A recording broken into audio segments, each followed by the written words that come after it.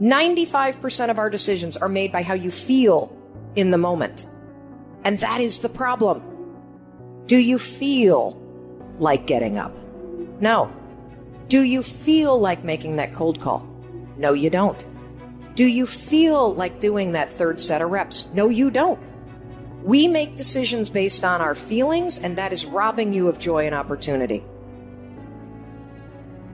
So the core difference in people is, how do you produce certainty when the world isn't giving it to you? You go out and you try, in your case, you're 100,000 in debt and nothing's working. How do you keep yourself going? The way you did it, the way I did it, the way you're doing it, we may not have done it consciously, is we didn't change our potential, that was there. And it wasn't even taking more action. Taking more action with a belief it's not gonna work, it's not gonna change anything. We got results in our head that made us feel certain as if it had already happened. I need you to evaluate yourself and ask yourself the question, how are you wired? When you have a trial or a tribulation, how are you wired? When you hear the word no, does it break you? I'm wired differently. I get excited about no. I love no. I love it. It turns me on. No, Eric, I'll be back. I'll be back. I'll be stronger when I come back. If you get yourself in a state of certainty that this is going to work, I'm going to find a way, and if this doesn't work, I will make the way, then you tap a lot more potential. And when you're certain in your potential, you take massive action. When you take massive action, you really believe in something, you get great results. When you get great results, your brain goes, see, I told you I was a stud. I told you this thing would work out. Now you're even stronger. You tap more potential, take greater action, greater results. Sometimes you just have to move, do something, learn something new. Write down what you need to do in order to make a better life for yourself, and be brave enough to do those things. When you go out there, I need you to have that dog. When you get out there, I need you to kill or be killed when you get out there. We ain't playing no more. We ain't taking no prisoners no more. When you get out there, whatever you can get, go get it. Because they gonna get it before you get it. And they ain't gonna give it to you. So you go out there and get what's yours. And that moment that you finally begin to break through and build something extraordinary, in that moment, the realization is that it was always you trying to figure out how to become the best version of yourself, and ask one simple question: how extraordinary can I become? What am I capable of? What are my limits? How far can I push myself? In this time that I have on this earth, exactly how much of my potential can I wring out of myself? How much can I become capable of? How far can I push myself? What can I build? How can I change this world? But all by doing one simple thing: pushing myself to get better every day. And as Napoleon Hill said, strength and growth come only through continuous effort and struggle. One of my first mentors said that we're the only creature on the planet that's totally disoriented in our environment. He said all the other little creatures are completely at home in their environment, but they operate with instinct. You see, it's perfect. We have been gifted with higher faculties. We have the ability to create our own environment, but we've got to understand ourselves. We don't have a soul, we are a soul. We are living in a physical body corresponding with the material universe. Now we have to understand this, and if we don't understand it, we're not going to make it. And we've got to understand, like I can look at your body, I can tell you all kinds of things about you. You are dominantly a left brain person. You got a little bit of right brain, enough to really, you got a quiet, sensitive side to you. It's a little shy side, but that's very small. So it's not many people would see it. You have a tendency with things, if they hurt your feelings, you'll have a tendency to hold it inside. You want to start releasing it, or you're going to have a stomach problem. Now I can tell that by looking at your body. Wow. But and he's right, by the way. Yeah, but there's so much about ourselves we never learn. The part of our mind that controls us is our intellect, or our subconscious, where the paradigm is, but we're trained to live through our senses. We're trained to go by what we see, hear, smell, taste, touch.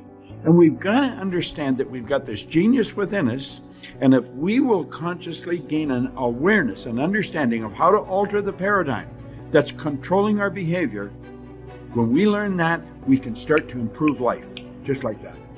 And there's no end to what we're capable of doing. We're conditioned genetically. All mom's DNA and all dad's DNA becomes our DNA.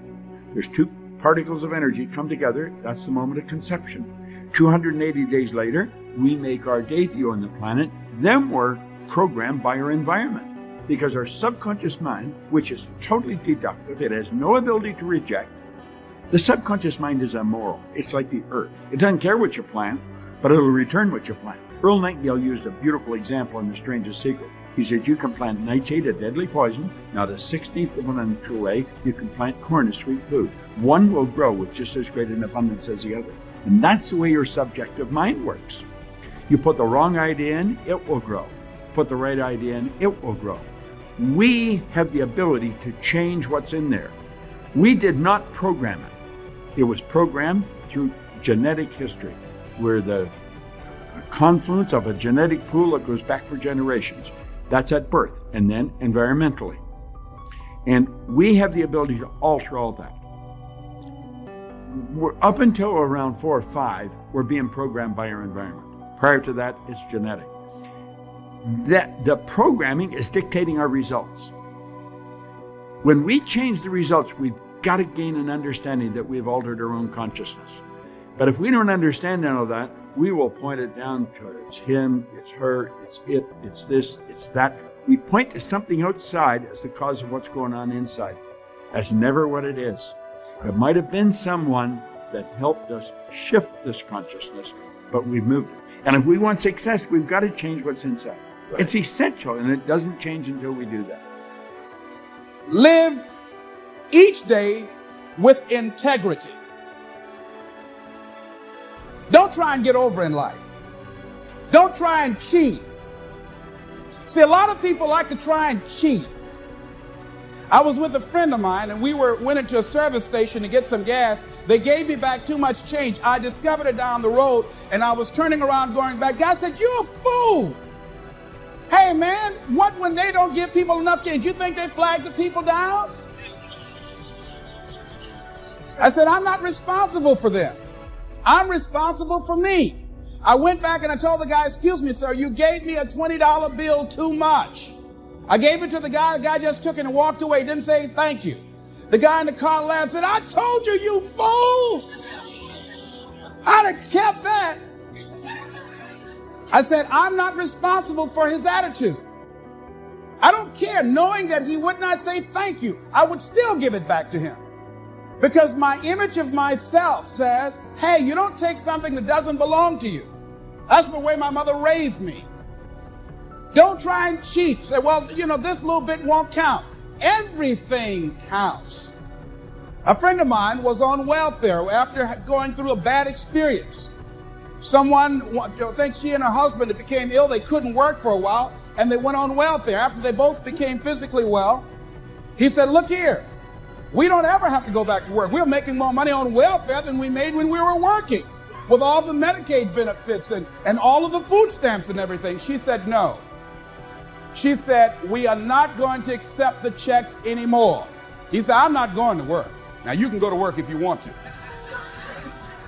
She went down to the welfare department and said, don't send any more checks to my house. Lady said, excuse me? She said, now, I've been working here 25 years. No one has ever come in here and said, don't send any more checks in. Are you sure you're all right? Yes, I am. And she went home and told her husband, don't look for any more checks because I told him to cut the check off. Now we've got to find something to do. And they started a paper route and got over 1,500 customers and were making money hand over fist in a spirit of dignity and achievement, not ripping anybody off. That was the critical choice.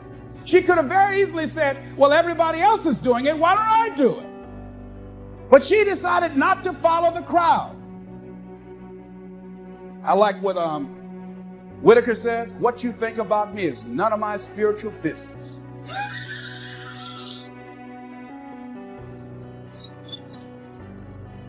So when you are keeping integrity with yourself, you know that's going to bring you under a lot of pressure.